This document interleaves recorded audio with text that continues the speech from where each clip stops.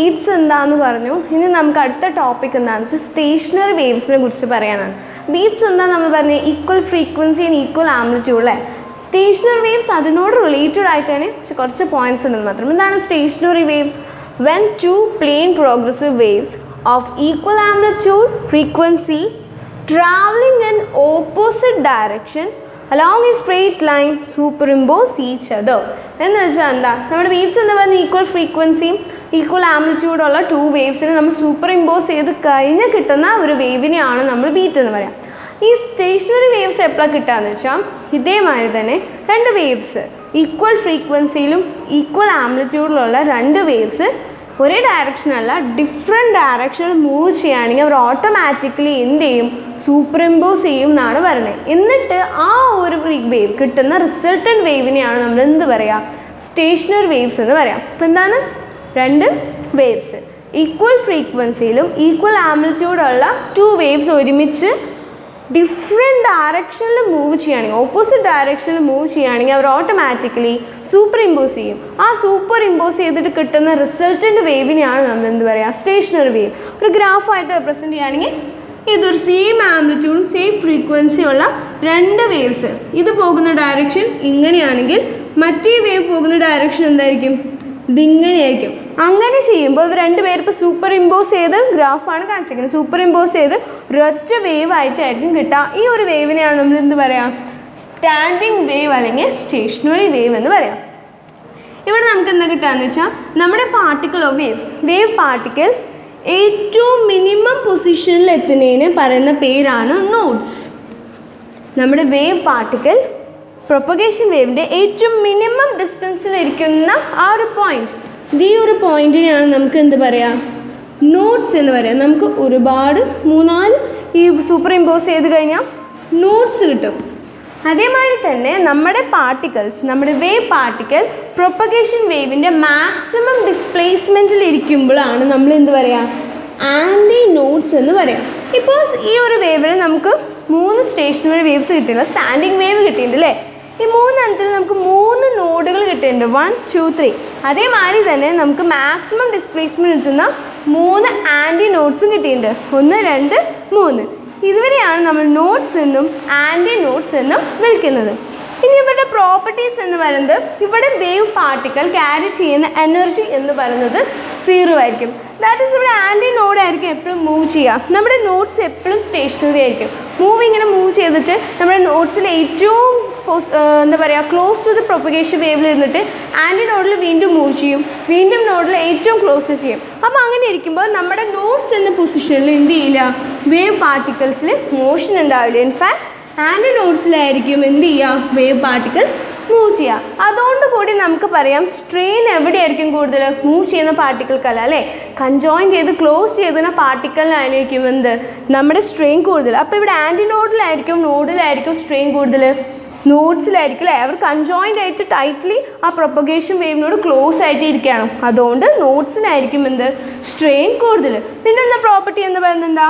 Nodes and antinodes create ചെയ്യും when ഒരു standing വേവ്സിന് ഒരേ ഫ്രീക്വൻസിയിലും ഒരേ ആംപ്ലിറ്റ്യൂഡിലും ഓപ്പോസിറ്റ് ഡയറക്ഷനിൽ പോകുമ്പോൾ കിട്ടുന്ന വേവിന് നമുക്ക് എന്ത് കിട്ടുമെന്ന് പറഞ്ഞിരുന്നത്?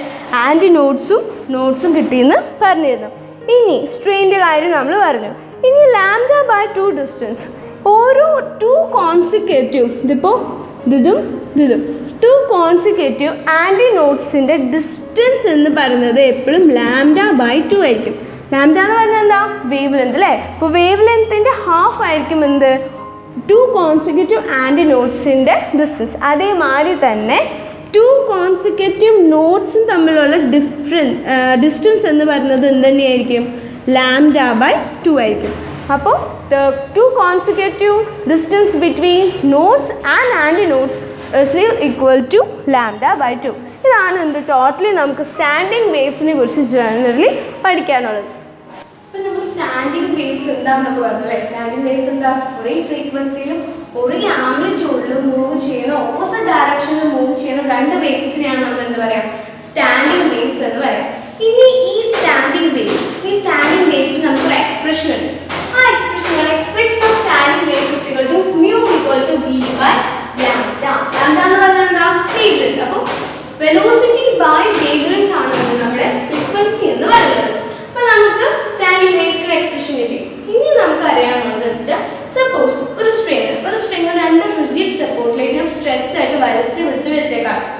സപ്പോസ് ഇതാണ് രണ്ട് റിജിഡ് സപ്പോർട്ടിൽ ഒരു സ്ട്രിങ്ങിനെ ഞാൻ ടൈറ്റിൽ വലിച്ചു പിടിച്ച് വെച്ചു. ഇതൊരു സോളോമീറ്റർ അപ്പാരറ്റസ് ആണെന്ന് വെക്കാം. സോളോമീറ്റർ എന്ന് പറയുന്നത് നേരത്തെ ഞാൻ പറഞ്ഞത് ഒരു സ്ട്രിങ്ങിനെ നമ്മൾ വലിച്ചു പിടിച്ച് വെച്ചത് ഒരു റിജിഡ് സപ്പോർട്ടിനെയാണ്, റിജിഡ് ആയിട്ടൊരു അപ്പാരറ്റസിനെയാണ് നമ്മൾ സോളോമീറ്റർ എന്ന് പറയാം. നമ്മൾ പ്ലസ് ടു ഒരു ഡീറ്റെയിൽ ആയി പഠിക്കും. ഇനി ഇപ്പൊ രണ്ട് റിജിഡ് സപ്പോർട്ട് വെച്ചൊരു സ്ട്രിങ് ടൈറ്റിൽ ഞാൻ ഫിക്സ് ചെയ്ത് വെച്ചു. ഇനി ഒരു ട്യൂണിംഗ് ഫോർക്ക് ഉപയോഗിച്ചിട്ട് ഈ അപ്പാരറ്റസിൽ ഞാൻ വെക്കാം. ഈ ട്യൂണിംഗ് ഫോർക്ക് ഉപയോഗിച്ചിട്ട് ഈ അപ്പാരറ്റസിൽ വെക്കുമ്പോൾ എന്തുണ്ടാവും വെച്ചാൽ ഈ സ്ട്രിങ് വൈബ്രേറ്റ് ചെയ്യും. ഫസ്റ്റ് കിട്ടുന്ന വൈബ്രേഷൻ ആണ് ഇവിടെ ഫിഗർ ആയിട്ട് ഡ്രോ ചെയ്യുന്നത്. That is first mode of vibration. ഈ ഫസ്റ്റ് മോഡ് ഓഫ് വൈബ്രേഷൻ വിളിക്കുന്ന പേരാണ് ഫണ്ടമെന്റൽ ഓർ ഫസ്റ്റ് ഹാർമോണിക് എന്ന് പറയാം. ഫസ്റ്റ് കിട്ടുന്ന വൈബ്രേഷൻ കിട്ടുന്നതാണ് ഫസ്റ്റ് ഹാർമോണിക് അല്ലെങ്കിൽ ഫണ്ടമെന്റൽ വൈബ്രേഷൻ. പിന്നെ കിട്ടുന്ന ഓരോ വേവ്സിന് നമ്മൾ എന്ത് പറയും? ഓവർ ടേംസ് എന്ന് പറയും. അപ്പോൾ ഫസ്റ്റ് ഫണ്ടമെന്റൽ അല്ലെങ്കിൽ ഫസ്റ്റ് ഹാർമോണിക് കഴിഞ്ഞ് പിന്നെ കിട്ടുന്ന wave, this is the first, പിന്നെ കിട്ടുന്ന വേവ് എന്ന് പറയുന്നത് എന്തായിരിക്കും? ഒരു ഓവർ ടേൺ ആയിരിക്കും. അപ്പൊ അതിന് നമ്മൾ എന്ത് പറയും? ഫസ്റ്റ് ഓവർ ടേൺ എന്ന് പറയും. ഇത് സെക്കൻഡ് മോഡ് ഓഫ് വൈബ്രേഷൻ ആണ് കേട്ടോ. ഇനി തേർഡ് മോഡ് ഓഫ് വൈബ്രേഷൻ മൂന്നാണ് ഇതൊക്കെ standing waves. Third mode of vibration ആദ്യത്തെ ഫണ്ടമെന്റൽ ആണ്, പിന്നെ കിട്ടുന്നത് first harmonic, first overtone ആണ്, പിന്നെ കിട്ടുന്നത് എന്തായിരിക്കും? അപ്പോൾ സെക്കൻഡ് ഓവർ ടേൺ. തെറ്റിക്കരുത്. സെക്കൻഡ് മോഡ് ഓഫ് വൈബ്രേഷൻ ആണ് നമ്മുടെ ഫസ്റ്റ് ഓവർ ടേൺ കിട്ടുന്നത്. തേർഡ് മോഡിലാണ് നമ്മുടെ സെക്കൻഡ് ഓവർ ടേൺ കിട്ടുന്നത്. അങ്ങോട്ടും ഇങ്ങോട്ടും നമ്പേഴ്സ് വ്യത്യാസമാണ്, തെറ്റാൻ ചാൻസ് ഉണ്ട്. അതാണ് ഞാൻ സ്ട്രെസ് ചെയ്ത് പറഞ്ഞത്. അപ്പൊ നമുക്ക് ഓരോ മോഡിലും ഓരോ ഫ്രീക്വൻസിയിലായിരിക്കും നമ്മുടെ വേവ് ട്രാവൽ ആയിരിക്കും. ഓരോ ഫ്രീക്വൻസി നമുക്ക് കണ്ടുപിടിക്കണം. അപ്പൊ നമ്മുടെ കയ്യിലുള്ളത് എന്താ? Expression of A standing wave ആണ്. എന്ത്? mu is equal to v by lambda. ഇപ്പൊ ഇവിടെ നമുക്ക് എന്തുണ്ട്? ഓരോ നോഡ്സിലെ ഒരു നോഡ്, രണ്ട് നോഡ്സ് ഉണ്ട്, ഒരു ആന്റി നോഡ്സ് ഉണ്ട്. ഇപ്പൊ രണ്ട് നോഡ്സ് തമ്മിലുള്ള ഡിസ്റ്റൻസ് ആണ് നമ്മൾ എല്ലിനെ ഡിനോട്ട് ചെയ്യുന്നത്. ആ എല്ലിനെ നമ്മൾ വിളിക്കുന്ന പേര്, എന്തായിരുന്നു ഡിസ്റ്റൻസ്? നമ്മൾ സ്റ്റാൻഡിംഗ് വേവ്സ് എന്ന് പറയുന്നത് λ/2 എന്ന് പറയുന്നത് അല്ലേ. അപ്പൊ L എന്ന് പറയുന്നത് ഇവിടെ എന്തായിരിക്കും? λ/2. ഇത് ഫസ്റ്റ് മോഡ് ഓഫ് വൈബ്രേഷൻ ആയതുകൊണ്ട് നമ്മൾ λ1 എന്ന് പറയും. ഇനി നെക്സ്റ്റ് നമുക്ക് എന്ത് ചെയ്യാന്ന് വെച്ചാൽ നമ്മുടെ എന്തുണ്ട്? ഫ്രീക്വൻസി മ്യൂ ഉണ്ട്. ഫ്രീക്വൻസി മ്യൂ നമുക്ക് ഫസ്റ്റ് കൊടുക്കാം for first mode of vibration. ഇനി നെക്സ്റ്റ് എന്ന് പറയുന്നത് μ1 എന്ന് പറഞ്ഞാൽ നമുക്ക് എന്ത് കിട്ടും? λ/2 ആണ്. നമ്മുടെ മ്യൂവിന്റെ ഇക്വേഷൻ എന്താ? v/λ ആണ്.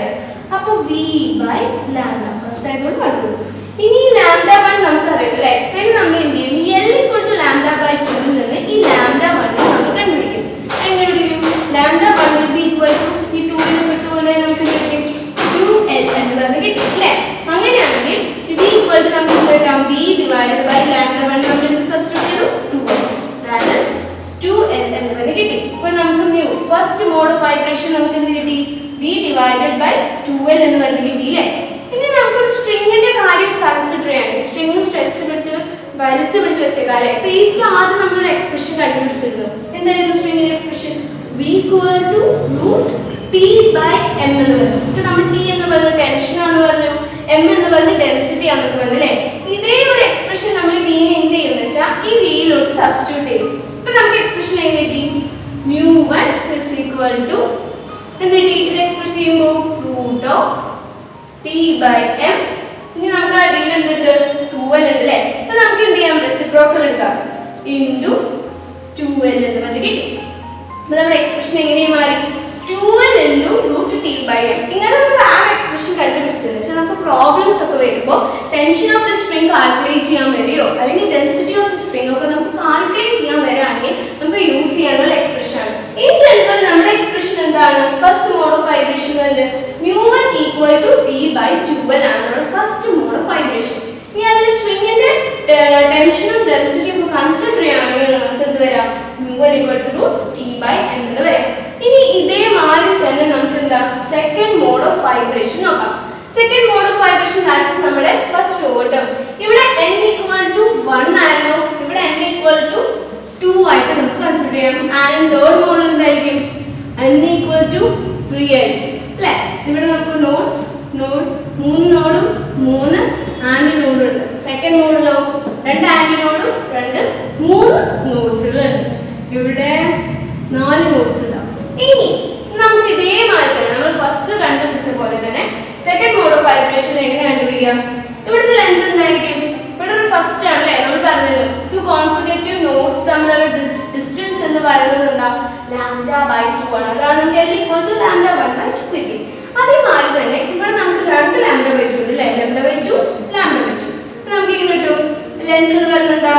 lambda by 2 plus lambda by 2. Lambda by 2 plus lambda by 2 എന്ന് പറഞ്ഞാൽ half plus half. 1 by 2 plus 1 by 2 എന്താ 1 ആണ്. Similarly lambda by 2 plus lambda by 2 നമുക്ക് എന്ത് കൊടുക്കാം? lambda by lambda എന്ന് കിട്ടും അല്ലേ? lambda 2 എന്ന് പറഞ്ഞ് കിട്ടും. ഇനി നമ്മൾ ഫ്രീക്വൻസി എമിയോ ഫ്രീക്വൻസി ഇക്വേഷൻ എന്താ v by lambda. ഇത് നമുക്ക് എന്ത് കിട്ടും? v by lambda 2. Second mode ആയതുകൊണ്ട് ഇനി നമ്മൾ എന്ത് ചെയ്യാം? lambda 2 സബ്സ്റ്റിറ്റ്യൂട്ട് ചെയ്യുമ്പോൾ നമുക്ക് എന്ത് കിട്ടും? v by l എന്ന് പറഞ്ഞില്ലേ? ഇനി v by l നമ്മൾ എന്ത് ചെയ്യാം? പക്ഷെ കുറച്ചുകൂടി ഭംഗിയിൽ കിട്ടാനായിട്ട് നമ്മൾ എന്ത് ചെയ്യും? മോഡ് മടിയും കൊണ്ട് മൾട്ടിപ്ലൈ ചെയ്യും. എന്താണെന്ന് വെച്ചാൽ നമുക്ക് ഫസ്റ്റ് മോഡായിട്ട് എങ്ങനെ നമുക്ക് കമ്പയർ ചെയ്യാൻ പറ്റുമെന്ന് അറിയാൻ വേണ്ടിയിട്ടാണ് നിങ്ങൾ ചെയ്തത്. എന്താ കിട്ടാന്ന് വെച്ചാൽ നമുക്ക് 2v by 2l കിട്ടും. നമ്മൾ ഫസ്റ്റ് ഒന്ന് എത്തിച്ചു നോക്കി. μ1 എന്ന് പറഞ്ഞാൽ എന്താ? v by 2l ആണ്. That is v by 2l ആണ് എന്ത് നമ്മുടെ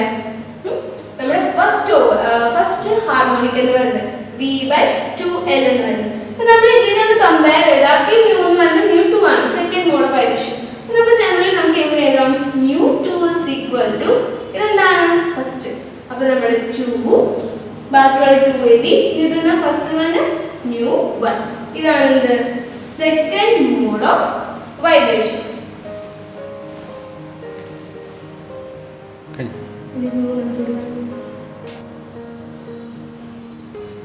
ഇനി നമുക്ക് തേർഡ് മോഡ് ഓഫ് വൈബ്രേഷൻ നോക്കാം. തേർഡ് മോഡ് ഓഫ് വൈബ്രേഷൻ എന്തായിരുന്നു? 3 ആയിരുന്നു അല്ലേ? ഇനി ഇവിടെ ഇതുപോലെ തന്നെ നമ്മുടെ ലെങ്ത് എന്താണെന്ന് കാൽക്കുലേറ്റ് ചെയ്യാം. ഇവിടെ എന്താ? lambda by 2 and lambda by 2. That means 3 lambda by 2 ഉണ്ട്. അപ്പോൾ നമുക്ക് എന്ത് കിട്ടി? lambda by 2 plus lambda by 2 plus lambda by 2. എന്നുവെച്ചാൽ 1 by 2 plus 1 by 2 plus 1 by 2. 1 by 2 plus 1 by 2 എന്താ? 1 ആണെന്ന് പറയാം. സിംപ്ലി നമുക്ക് ഇങ്ങനെ എഴുതാം 1 plus ഇത് രണ്ടും നമുക്ക് 1 ആണ് കിട്ടി plus 1 by 2. അപ്പോൾ 1 by 2 plus മൾട്ടിപ്ലൈ ചെയ്തു 2 plus 1 divided by 2. അപ്പോൾ നമുക്ക് എന്ത് കിട്ടി? 3 by 2 എന്ന് കിട്ടി അല്ലേ? അപ്പോൾ നമുക്ക് എങ്ങനെ എഴുതാം?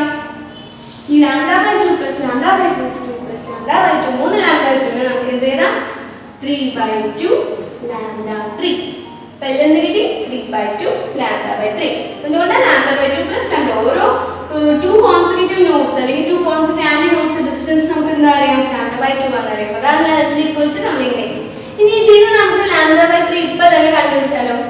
lambda 3 that is will be equal to പൂർണ്ണപ്പെടുത്തുകൊണ്ട് 2l by 3 എന്ന് പറഞ്ഞിട്ട് അല്ലേ?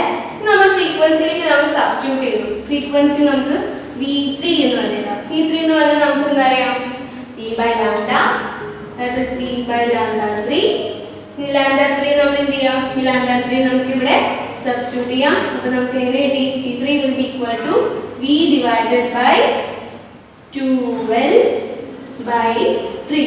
നമുക്ക് റെസിപ്രോക്കൽ എടുക്കാം അല്ലേ? റെസിപ്രോക്കൽ എടുക്കുമ്പോൾ നമുക്ക് എന്ത് കിട്ടി? v റെസിപ്രോക്കൽ എടുക്കുമ്പോൾ into 3 by 2l അല്ലേ? റെസിപ്രോക്കൽ എടുത്തു 3 by 2l. ഇനി നമുക്ക് എന്ത് കിട്ടാൻ നോക്കാം. നമ്മുടെ ആദ്യത്തെ വീണ്ടും പോവാം. ഫസ്റ്റത്തെ ഫ്രീക്വൻസി നമുക്ക് എന്ത് കിട്ടി? v by 2l. അതനുസരിച്ച് നമുക്ക് സെക്കൻഡ് കിട്ടി. അപ്പോൾ ഫസ്റ്റത്തെ v1 by mu1 is equal to v by 2l അല്ലേ? v by 2l ആണ് നമ്മുടെ ഫസ്റ്റത്തെ. അപ്പോൾ ഇവിടെയും അതുപോലെ ഉണ്ട് അല്ലേ? v by 2l എന്ന് പറഞ്ഞാൽ നമ്മുടെ ആദ്യത്തെ ഫ്രീക്വൻസി ആണെന്ന് അറിയാം. അങ്ങനെയാണെങ്കിൽ mu3 നമുക്ക് എങ്ങനെ എഴുതാം? mu3 is equal to ഇവിടെ 3 വാല്യൂ ബാക്കിയുണ്ട്. അപ്പോൾ 3 ഇനി എന്താ? ഫസ്റ്റ് നമ്മുടെ ഫസ്റ്റ് ഫ്രീക്വൻസി mu1 എന്ന് പറഞ്ഞ് കിട്ടിയില്ലേ? അപ്പോൾ ആദ്യത്തെ എന്താ? mu1 is equal to v by 2l. Second എന്താ? mu2 equal to 2 by mu1. mu3 equal to 3 mu1. ഇങ്ങനെ ഒരു കോൺസെപ്റ്റ് നമ്പർ അല്ലേ? 1 2 and 3. അപ്പോൾ നമുക്ക് ജനറലി ഒരു സിമ്പിൾ ആയിട്ട് പറയുകയാണെങ്കിൽ നമ്മുടെ സ്ട്രക്ചർ സ്ട്രിങ്ങിലെ വേവ്സ് ഒരു സ്റ്റാൻഡിംഗ് വേവ്സിന്റെ ഫ്രീക്വൻസി എന്ന് പറയുന്നത് എന്ത് റേഷ്യോയിലായിരിക്കും? ഇവിടെ നോക്കി, ഇത് generally mu1 v by 2l. പിന്നെ ഇത് വരുന്നത് ഫസ്റ്റിന്റെ 2 ആണ്, പിന്നെ ഫസ്റ്റിന്റെ 3 ആണ്. അപ്പോൾ ജനറലി നമുക്ക് mu is equal to നമ്മൾ എന്ത് റേഷ്യോ എഴുതാം? 1:2 2:3 എന്ന് പറയുന്ന റേഷ്യോയിൽ നമുക്ക് ഈ സ്റ്റാൻഡിംഗ് വേവ്സിനെ എക്സ്പ്രസ് ചെയ്യാൻ പറ്റും. ഇത് എക്സാമിന് ചോദിക്കാറുള്ള ക്വസ്റ്റ്യൻസ് ആയിട്ട് 1:2:3 പ്രൂവ് ചെയ്യാൻ പറയും. അല്ലെങ്കിൽ നമ്മളോട് ചോദിക്കാറുണ്ട് mu1 സെക്കൻഡ് ആണോ ഫസ്റ്റ് എന്ന് പറയുന്നത്? അതല്ലേ mu2 is equal to 2 mu1 ആണ്. ഇതുമാതിരി ക്വസ്റ്റ്യൻസ് നമുക്ക് എക്സ്പെക്ട് ചെയ്യാൻ